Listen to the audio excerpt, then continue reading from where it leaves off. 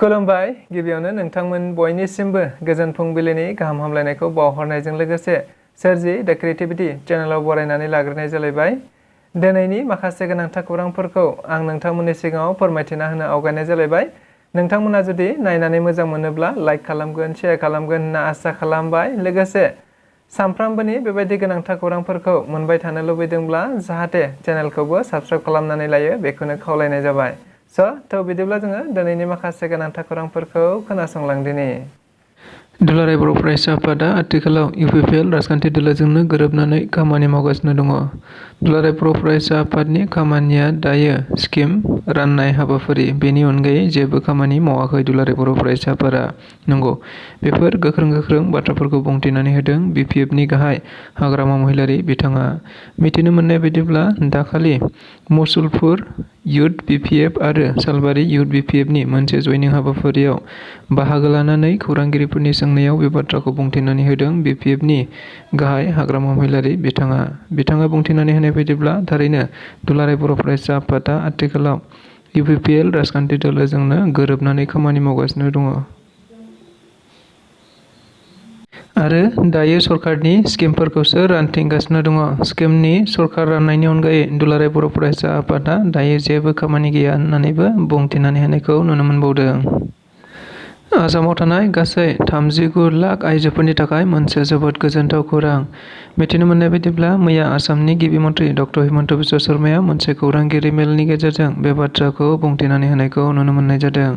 थांनाय समाव आइजोफोरनि माइक्र'फाइनान्स ल'नफोरखौ रेहाय होनायनि उनावनो आरो आइजोफोरखौ सांग्रां आरो फोजौखांनायखौ नोजोर बोनानै बिथाङा आइजोफोरनि थाखाय मोनसे आसुनि फोसावनाय जादों। जाय आसुनिनि गेजेरजों आसामाव गासै 39 लाख आइजोफोरनो रांखान्थियारि अनसुंथाइ होनाय जागोन, जेराव आसामा बेनि थाखाय गुबैयै 4,000 कौटि रांखौ बाहायनाय जागोन।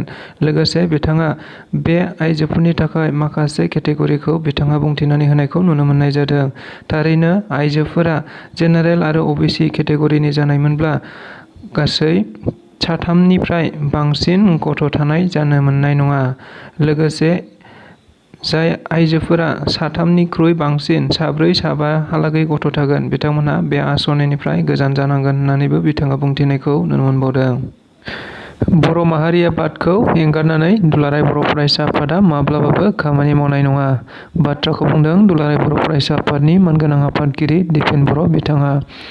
मिथिनो मोननाय बायदिब्ला मैया उदालगुरि जिल्ला दुलाराय बर' फरायसा आफादनि 49थि थान्दै जख'न्थाइखौ लोब्बा लाखिनानै खुंनाय गेवलां मेलाव बाहागो लानानै दुलाराय बर' फरायसा आफादनि मानगोनां आफादगिरि दिपेन बर'आ गोबांथार बर' हारिनि बाथ्राखौ लानानै बिबुंथि होनायखौ नुनो मोननाय जादों। मख'नो गोनांदि बे हाबाफारियावनो दुलाराय बर' फरायसा आफादखौ आथिखालाव गोबांथार सुबुंफोरा बायदिसिना बाथ्रा लानानै सोंखारिलायबाय थानायखौ नुनो मोननायखौ लोगोसे बेजोंनो लोब्बा लाखिनानै बिथाङा गोबांथार बाथ्राफोरखौ सोंखारिग्रा सुबुंफोरनि सोमोन्दै बुंनायखौ नुनो मोनदों। लोगोसे बिथाङा गावनि बिबुंथियाव बुंबावनाय बायदिब्ला थारैनो बर' माहारिबादखौ एंगारनानै दुलाराय बर' फरायसा आफादा माब्लाबाबो खामानि मावनाय नङा होननानै गोख्रों रावजों बुंथिनानै होनायखौबो मिथिनो मोननाय जादों।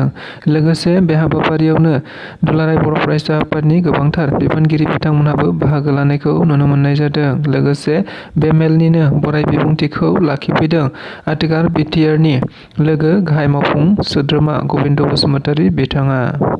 गसाइगाव महकुमानि सिङाव थानाय सेनं गेन्द्राबिलाव फिन मैदेर आरो सुबुंफोरनि उदखारा सोलिफिननायखौ नुनो मोननाय जादों। मिथिनो मोननाय बायदिब्ला जों खौरां बिजोंफोरनि गेजेरजों थारैनो सम बेबायदि खौरांफोरखौ मिथिनो मोनबाय थानाय जायो। जेराव गुबुन गुबुन हाग्रा ओनसोलजों नांजाबनानै थानाय गामिफोराव हाग्रानि मैदेरफोरा गामि फारसे ओंखारबोनानै सुबुंफोरनि न' बां, धोन दौलत गासिबो गोबांथार खहा खालामलांबाय थानायखौ नुनो मोनबाय थानाय जादों। नंगौ, बेबायदिनो मैया आरोबाव फिन मोनसे हाबाफारिया जादों जेराव गसाइगाव जिल्लानि सिङावनो थानाय सेनं गेन्द्राबिल गामियाव हाग्रानि माखासे मैदेरा फैनानै गोबांथारमानि न' बांनि धोन दौलत सिफायलाङो होनना मिथिनो मोननाय जादों। लोगोसे बे गामिनिनो रायजो राजाफोरा बुंथिनानै होनाय बायदिब्ला थारैनो मैदेरा दासिमाव 13 न'खरफोरखौ सेवहांगार खालामलांबाय होननानै बुंथिनानै होदों। बेनि थाखायनो फैबाय थानाय समाव सरकारा गोबांथार मैदेरखौ होबथानांगौखौ नोजोर बोनानै हाबाफारि लादोंमोनब्लाबो नाथाय सरकाराबो बेबायदि खामानिखौ दासिमबो मावफुंनानै होजोबनो हायाखै, जायनि थाखायनो सुबुंफोरा दायो सरकारनियाव माबा मोनसे मोननो आसा खालामनायखौ नुनो मोननाय जादों। चिरां जिल्ला बिसानि 5थि बोसोरारि जथुम्मा लोगोसे 2थि बान्था राननाय हाबाफारि। बेखौ लानानै मैया चिरां जिल्लानि बिसानि दैदेनगिरि बिथांमोनहा मोनसे खौरांगिरि मेलनि गेजेरजों रोखायै बुंथिनानै होदों। मिथिनो मोननाय बायदिब्ला चिरां जिल्ला बिसाया थांनाय 4 बोसोरनिफ्रायनो बेबायदि बोसोरारि जथुम्माखौ खुंबोबाय थानाय बायदिनो देग्लाय 5थि बोसोरारि जथुम्माखौ खुंफुंनो थि खालामनाय जादों होनना मिथिनो मोननाय जादों। लोगोसे बे हाबाफारिजोंनो 2थि बान्था राननाय हाबाफारिफोरखौबो लाफानाय जादों होननानैबो बिथाङा बुंथिनानै होबावदों। मिथिनो मोननाय बायदिब्ला बे हाबाफारिखौ गुबैयै चिरां जिल्लानि सिङावनो थानाय बरलागाव टेंफाख्रि फोथाराव फैगौ 13 जानुवारि खालि सानसेनि मेहेरगोनां हाबाफारिजों खुंफुंनाय जागोन होननानै बिथाङा बुंथिनानै होनायखौ मिथिनो मोननाय जादों। लोगोसे बिथाङा बुंथिबावनाय बायदिब्ला थारैनो बान्था राननाय हाबाफारियाव गुबैयै मिउजिक भिडिअ आरो शर्ट भिडिअनि थाखाय बान्थाखौ सायख'नाय जागोन होननानैबो बुंथिनानै होनायखौ नुनो मोननाय जादों। थारैनो बे हाबाफारियाव गोबांथार बिसानि दैदेनगिरि आरो गोबांथार गुबुन गुबुन डिस्ट्रिक्टनिफ्राय बाहागो लाफैगोन होननानैबो मानगोनां आफादगिरि बिबिका बसुमतारिया खौरां मेलनि गेजेरजों बुंथिनानै होदों। बेनि थाखायनो चिरां जिल्लानि गासै रायजो राजाफोरखौ हाबाफारियाव बाहागो लाफैनानै जाफुंसार होफैनो थाखाय बिथाङा खावलायहरनायखौबो मिथिनो मोनदों। बिटिआरनि गाहाय मावफुं सोद्रोमा प्रमद बर'नि नुजाथिनायाव मैया उदालगुरि कलेजाव मोनसे फरायसालि मेनेजमेन्ट कमिटि आरो एसएमडिसिखौ लानानै गोबांथार सावरायज्लायनाय जादों होनना मिथिनो मोननाय जादों। लोगोसे बे हाबाफारिनि गेजेरजों थारैनो बिटिआरआव गोबांथार सोलोंथाइनि फारसे जौगानांगौखौ नोजोर बोनानै गोबांथार बिथोन एबा खोथा होदों होननानैबो मिथिनो मोननाय जादों। मख'नो गोनांदि मैया उदालगुरि जिल्लानि सिङाव थानाय उदालगुरि कलेजाव मोनसे हाबाफारिनि गेजेरजों थारैनो बिटिआरनि गाहाय मावफुं सोद्रोमाया बिथाङा एसएमसि, एसएमडिसि आरो सिआरसिसिफोरखौ लानानै आथिखाल फरायसालियाव गोबांथार जेंना आरो फरायसालिखौ जौगाखांनांगौखौ नोजोर बोनानै गोबांथार हाबा मावनांगौनि थांखिखौ नोजोर बोनानै बिथांमोनहा गोबांथार हाबाफारि लादों होनना मिथिनो मोननाय जादों। लोगोसे फरायसालिफोरखौ गासैबो बिथिङाव जौगाखांनायखौ नोजोर बोनानै बे थांखिफोरखौ लानायखौ नुनो मोननाय जादों। मख'नो गोनांदि मैयानि बे हाबाफारियाव बिटिआरनि गाहाय मावफुं सोद्रोमा प्रमद बर'जों लोगोसे इएम निलुत सरगयारि, दावबायसा बर' आरो गोबांथार एमसिएलए आरो सोद्रोमा दैदेनगिरि बिथांमोनाबो हाबाफारियाव बाहागो लादोंमोन होननानैबो मिथिनो मोनबावनाय जादों। चिरां दुवार बियाबनि एमएलए जयन्त बसुमतारिया छात्र छात्री लोगोसे बेमारिफोरनो चिफ मिनिस्टार रिलिफ फान्डनि गेजेरजों गोबांथार चेक रानदों होनना मिथिनो मोननाय जादों।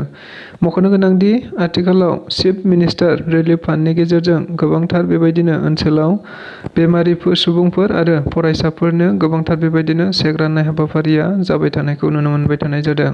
नंगौ, बेबायदिनो मैयाबो आरोबाव चिरां जिल्ला चिरां दुवार ब्लकनि बानजायनायाव गासै 122 फरायसुला फरायसुलि आरो बेमारि सुबुंफोरनो चेक राननानै होनाय जादों होनना मिथिनो मोनबावनाय जादों। मख'नो गोनांदि मैयानि बे हाबाफारियाव गुबैयै एमएलए जयन्त बसुमतारि बिथाङा हाबाफारियाव बाहागो लानानै बे बाथ्राखौ बुंथिनानै होदों दि थारैनो बेबायदि चिफ मिनिस्टार रिलिफ फान्डनि गेजेरजों फरायसुला फरायसुलिफोर आरो बेमारिफोरा एसेब्लाबो गावसिनि नांगौ जानाय अनसुंथाइखौ मोननो हागोन आरो गावसिनि नांगौ जानाय बिथांमोनहा एसेब्लाबो सहाय मोनगोन होननानै बिथाङा खौरांगिरिफोरनि गेजेरजों बुंथिनानै होदों। क'क्राझार जिल्लानि सिङाव थानाय सालाकाटि ब्लक इउपिपिएलनि बानजायनायाव दिनै 12 जानुवारि खालाराव 10,000निबो बांसिन मोनसे सुबुंगौमा लोगोसे जयनिं हाबाफारि लानाय जागोन। मिथिनो मोननाय बायदिब्ला मैया बे बाथ्राखौ बुंथिनानै होदों इउपिपिएलनि सासे दैदेनगिरि बिथाङा।